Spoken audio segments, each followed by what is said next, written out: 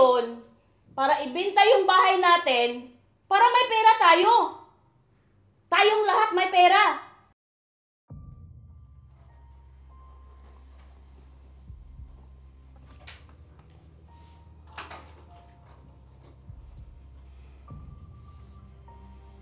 Kuya Leo, pwede ba tayo mag-usap?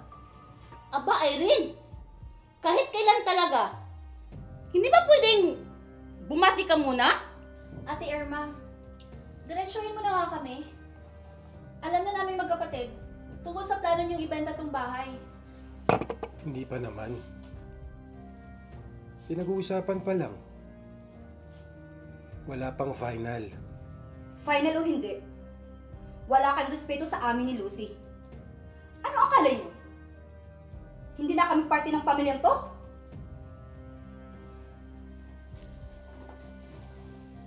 Naku, Irene! Parang may ambag ka sa papagawa ng bahay.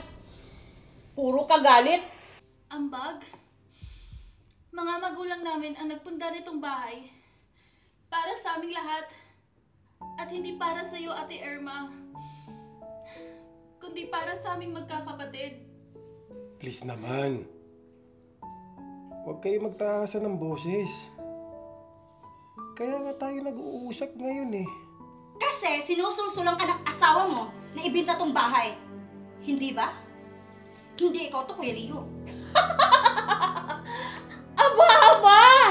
Sinisisi mo ako? Ginawa ko lang yon para ibenta yung bahay natin para may pera tayo. Tayong lahat may pera. Wala kang pakialam sa pamilya. Pera lang ang nakikita mo, Ate Irma.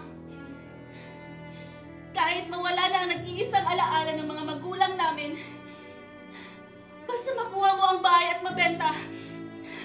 Ganun ba? Kuya, ilang taon kang tahimik habang inaabuso kami ng asawa mo.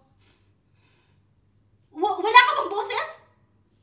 Leo, huwag mong hayaan na apihin ako ng mga kapatid mo. Ako asawa mo, Leo. Ako ang dapat mong pakinggan. At ikaw ang panganay, ikaw ang dapat masunod. Talaga ba? Hindi ba dapat tatlo lang kami nag-uusap dito?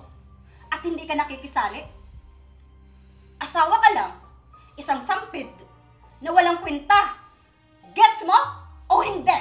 Maldita ka talaga? Halika nga dito. Irma! Tama na.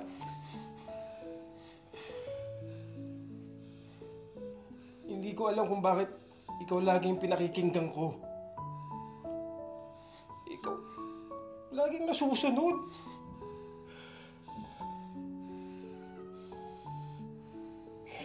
Siguro dahil asawa kita. Pero kung naririnig ko yung mga kapatid ko, alam kong mali itong ginagawa natin. At mali ginagawa ko to sa mga kapatid ko.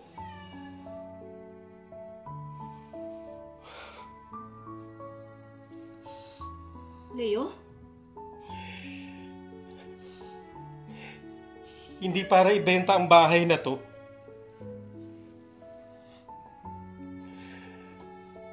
Bahay ito ng magulang namin.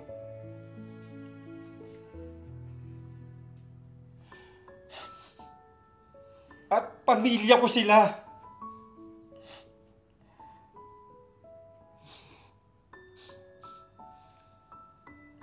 Tandaan mo,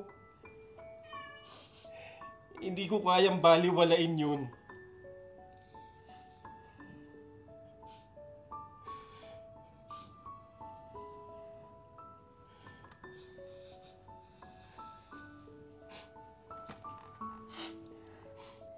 Salamat, Kuya Leo. Iyan kang kuya na kilala namin. Hindi papit.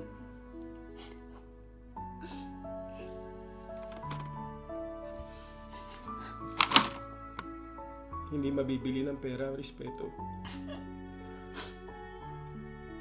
At relasyon natin magkakapatid.